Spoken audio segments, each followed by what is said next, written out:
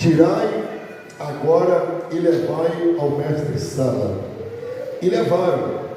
E logo que o mestre Sala provou a água feita vinho, não sabendo de onde viera, se bem que sabiam os empregados que tinha tirado a água. Olha isso aqui, que tinha tirado a água. E chamou o mestre Sala ao esposo. Meus irmãos, nós lemos uma leitura nessa noite, onde ela nos conta um dos primeiros milagres do Senhor Jesus, quando ele principiou esse milagre. Os primeiros milagres do Senhor foi nesse casamento, nas bodas de Caná da Galileia. A Bíblia diz que foi convidado Jesus e os seus discípulos para esse casamento, e uma das coisas mais lindas nessa história é que o noivo, juntamente com a noiva, eles fizeram um banquete. Os irmãos sabem que na época era costume do povo judeu, desse povo, eles faziam um banquete em período de 7 dias ou mais de festa para os convidados. E Jesus estava nesse casamento. E eu acredito que no primeiro dia estava tudo bem, no segundo dia também foi tudo bem, mas foi chegando assim o final da festa e foi terminando algumas coisas.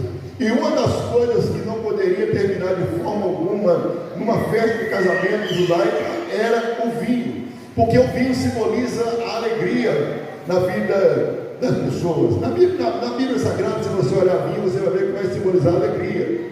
E nesse casamento especificamente não poderia faltar vinho de forma alguma, porque ao contrário, se falta vinho, automaticamente a família do noivo ou da noiva ia ser muito mal falada nas regiões em que ela estava ali, cidade circunvizinha. Por exemplo, ia ser uma desonra para esse casal se faltasse vinho no seu casamento. E cá para nós, irmãos, não é nada bom você começar no casamento já com uma desonra no nosso meio. Mas o importante disso tudo é que Cristo, que esse casal, eles convidaram Jesus para esse casamento. E Jesus está nesse casamento juntamente com sua mãe e com seus discípulos, e quem sabe com alguns dos seus irmãos. E quando Jesus está nesse casamento, a Bíblia vai dizer que sua mãe, ela olha a situação do casamento e ela vai chegar até Cristo e vai falar com Cristo, Isaac, a seguinte palavra. Ela olha para o Senhor e fala assim: olha, o vinho está acabando no casamento. Jesus olha a situação e olha para aquela mulher e fala com ela assim: ó, o que tenho eu contigo, mulher? Aí ele diz: ainda não é chegada a minha hora. Ora, ele não estava dizendo que ele não ia fazer o casamento, que ele não ia multiplicar o vinho. Ele só estava dizendo que ainda não é chegada a hora dele fazer a multiplicação, ou seja, a transformação. E assim somos na minha vida. E uma das coisas que eu aprendo aqui nessa lição é isso, é que muitas das vezes nós queremos, nós entendemos, e nós queremos que muitas das vezes Deus faz, ou Cristo faz, aquilo que nós queremos na hora. E cá para nós, não vai ser assim dessa forma, porque Cristo, Jesus não trabalha do meu jeito, Jesus não trabalha da forma que eu quero, Jesus não trabalha na hora que eu quero, Jesus trabalha na hora em que o Pai quiser que Ele faça alguma coisa. Portanto, quantas vezes Jesus olhou e falou assim: ainda não é chegada a minha hora. Quando Ele está dizendo não é chegada a minha hora, não quer dizer que Ele não vai fazer. Ele só está dizendo: você ainda aguenta mais um pouquinho de tempo, nós ainda aguentamos mais um pouquinho de tempo. Então, quantas vezes nós oramos, nós pedimos ao Senhor, e muitas vezes nós queremos receber algo da paz do Senhor, e muitas vezes nós não recebemos na hora que nós queremos. Não quer dizer que Cristo nos abandonou, não quer dizer que Jesus não está vendo o que nós estamos passando. Por exemplo, quando Jesus pediu para o discípulo entrar no barco, é uma ordem direta: entrar no barco e atravessamos para o outro lado. Por causa de quê? Porque Jesus deu uma ordem para o discípulo atravessar do outro lado, mas quando chegou na quarta vigília da noite, a tempestade não entrou sobre o barco. Jesus despediu da multidão e foi para o monte orar. Quando ele está orando, ele vem descendo e o discípulo está passando uma peleja, uma luta muito grande. E cá para nós, irmãos, nós temos que se entender. Já estou falando de um homem que estava acostumado com o vento, já estou falando de um homem que estava acostumado com a tempestade, nós estou falando de homens que não sabiam para onde ia, que não sabia nem ligar o motor do barco. Eu estou falando de homens que entendiam de tempestade, mas a tempestade estava muito forte, a tempestade estava muito grande, mas eles, a Bíblia vai dizer que Jesus falou para eles: atravessemos para o outro lado. passado. Ora, vai dar para entendermos algumas coisas lindas na Bíblia Sagrada, Alisson. O que a Bíblia dizer? Travessemos para o outro lado, está no plural. Jesus não estava dizendo, você vai atravessar, você vai chegar, não. Ele está dizendo, eu vou atravessar contigo nessa tempestade, eu vou atravessar. Mas Jesus ainda não chegou no barco, não se preocupe. Se ele não chegou, a palavra dele está balançada. O profeta Isaías diz, eu não sou homem para que minta, nem filho do homem para que arrependa. Falaria eu e não cumpriria. Se Deus está dizendo que nós vamos atravessar do outro lado, é porque ele está garantindo a presença dele no barco. Mas peraí, pastor, ele ainda não está no barco, ele está atrasado, não, ele não está atrasado, ele só vai descer do monte na hora certa, ele só vai descer do monte na hora certa que ele tem que descer. E quando ele desce do monte, a Bíblia vai estar dizendo, que ele vai andando sobre as águas, e quando ele anda sobre as águas, os discípulos estão vendo aquela tempestade. E cá para nós, quem é o marinheiro que vai ter medo de tempestade, irmão? Se fosse até um pastor da igreja, ou alguns obreiros que nunca entraram no mar alto, poderia dizer assim, realmente, irmão Fátima, está com medo da tempestade porque não tem experiência. Mas qual discípulo que vai ter medo? Qual marinheiro que vai ter medo de mar alto? Não tem marinheiro que tem medo de mar alto, e muito menos medo de tempestade do que conhece. Mas quando eles viram um vento soprando para um lado, um vento soprando para o outro, a embarcação querendo encher d'água, e um homem andando sobre as águas no meio daquele vento, aí eles começaram a ter medo. Sabe por quê?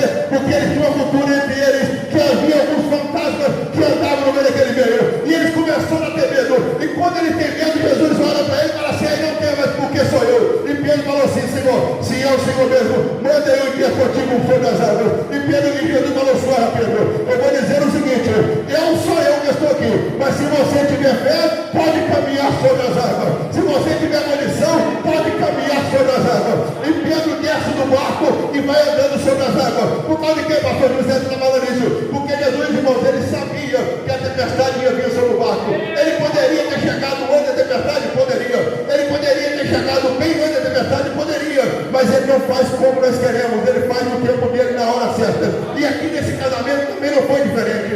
Ele falou assim, que tenho eu contigo, mulher, ainda não é chegada a minha hora. Não quer dizer que ele não ia fazer, ele está dizendo que não estava chegando o tempo dele operar. Mas quando o discípulo está naquela situação, a mãe de Jesus olha para ele, deixa eu fechar isso aqui, senão não pode. A mãe de Jesus olha para ele, irmão Kelly, e fala assim com ele, só, olha para o discípulo, e aqui nós aprendemos algo interessante, que fala assim, irmão, olha só, olha para o discípulo e fala assim, ó, fazei tudo quanto eles vos disserem.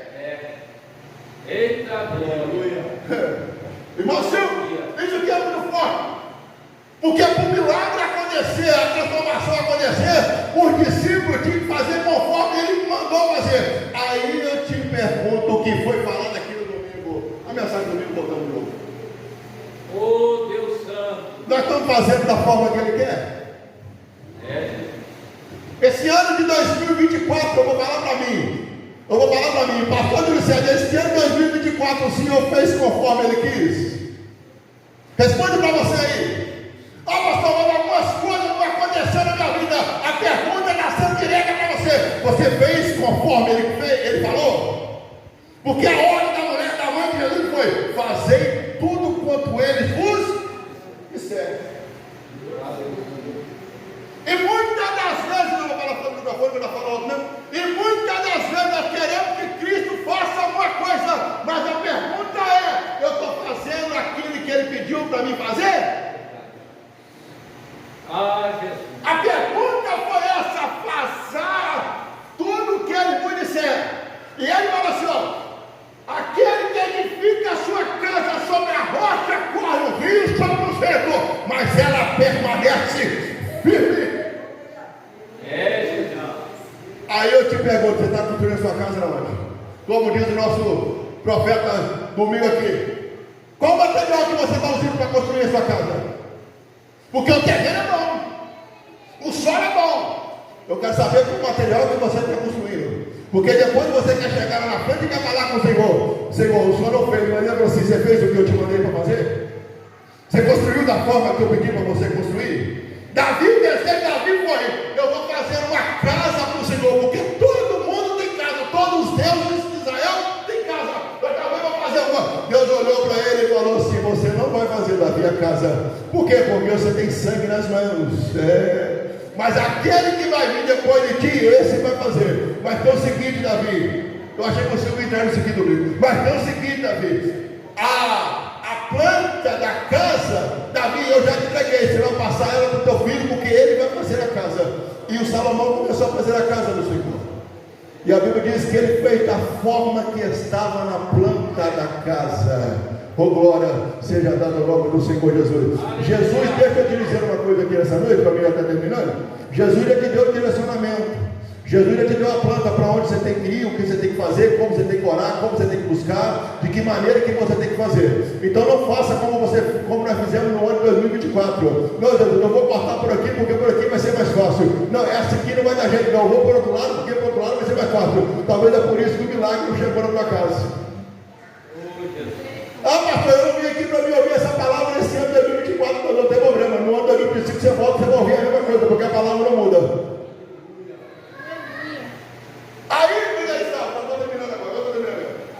Jesus olhou e falou assim para o discípulo: está vendo essas 6 talhas já? Está aqui, que serve a purificação dos judeus? 6 talhas. Você vai pegar essas 6 talhas e vai encher ela de água. Aí eu começo a entender uma coisa interessante.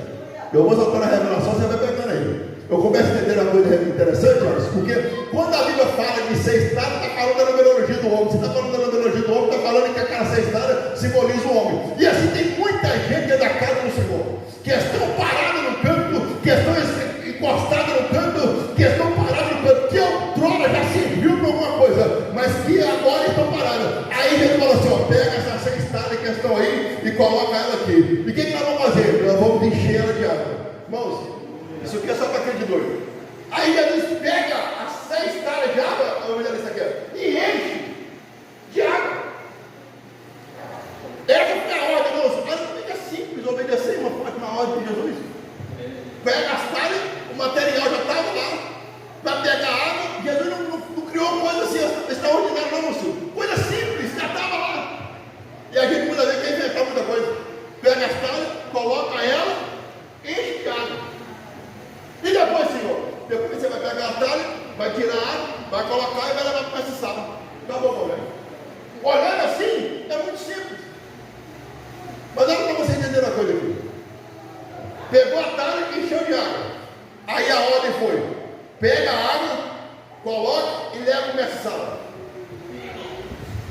Só que o discípulo, quando tira a água aqui, o que é? A água não estava transformada em vinho ainda. Porque a Bíblia diz que ia tirar a água da talha. Qual é o segredo, pastor? O segredo? Jesus deu a ordem: leva. Eu preciso usar uma coisa aqui. Alguém senta lá naquele. Senta lá. Senta lá. Glória. Presta atenção, eu vou terminar agora. É por isso que muita gente não recebe o seu milagre. Você não quer fazer as coisas que Jesus manda? Isso aqui é sério, senhor. Qual foi a ordem que a mulher falou? Fazer o que ele mandou. O que ele mandou? Pega as talhas, enche de água e leva para onde? Aí eu cumpro. Pega a talha, enche de água para onde levar, eu não quero. Só que o milagre não aconteceu dentro da talha.